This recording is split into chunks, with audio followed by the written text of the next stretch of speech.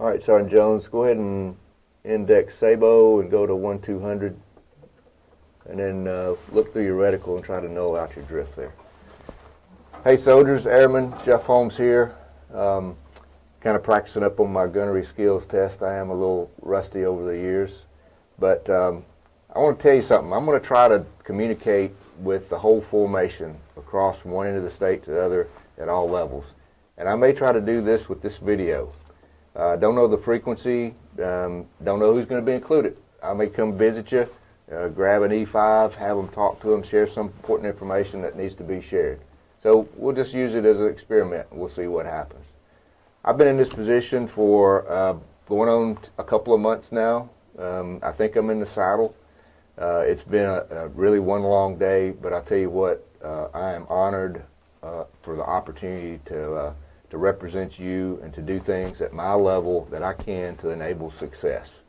About 3 or 4 things I need to tell you right now. First off, is my position is no more or less important than any of your positions down to the lowest level. And I recognize that. My duties are a little different, but the fact of the matter is we've got company level leaders down to the squad, E5, E6, that are trained and are making life or death decisions across the world right now.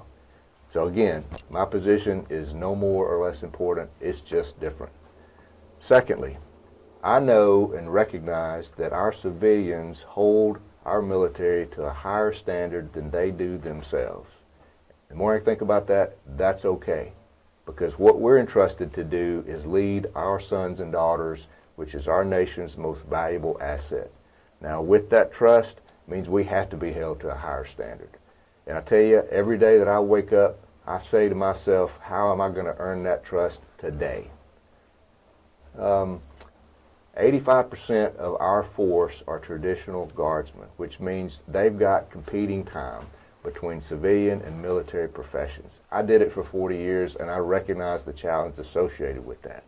But I'll tell you this, success or failure in the civilian world could mean loss of product, closing a branch office, or possibly going bankrupt. Success or failure in this profession means life or death and could possibly mean the loss of our freedom as a nation. So make no mistake, and I know you understand it, you know the difference. Lastly, one standard. I recognize that our Army and Air Force have one standard.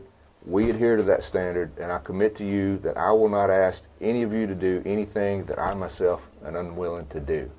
If we want to be recognized as a total force, we got to earn our way, and we got to have one standard. I look forward to getting out in the field, meeting with you down to the lowest level, understanding what you do so I can tell your story.